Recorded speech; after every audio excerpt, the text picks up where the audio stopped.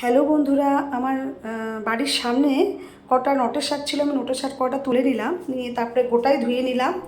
ধুয়ে নিয়ে কাটতে বসেছি। কেটে নিয়ে আমার কমপ্লিট হয়ে গেছে কাটা। আসলে ওর মধ্যে একটু ডাঁটা ছিল, ডাঁটাটা আমি ফেলে দিচ্ছি। তো কুচি কুচি করে কেটে নিয়েছি। এবার ভাজার জন্য একটু সর্ষের তেল আর কালো জিরে দিয়ে দিয়েছি। আর আর্ধেকের মতন একটু পেঁয়াজ দিচ্ছি, কিন্তু খুবই সামান্য, সব কয়েকটাই শাক ছিল।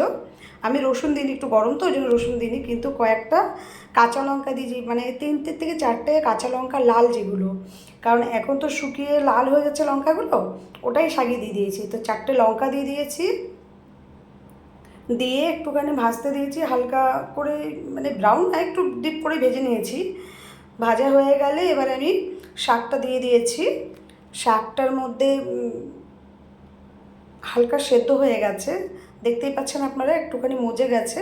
নোটে শাক সহজে অবশ্য মজে না, কিন্তু যেহেতু কচি ওর জন্য মজে গেছে। তো আমি খেতে বসেছি ওই শাকটা দিয়ে আর এঁচোড়ের তরকারি দিয়ে। শাকটা খেতে খুবই টেস্ট হয়েছে, আপনারা দেখে বুঝতে পেরেছেন কালারটা দেখে। ঠিক আছে বন্ধুরা, টাটা।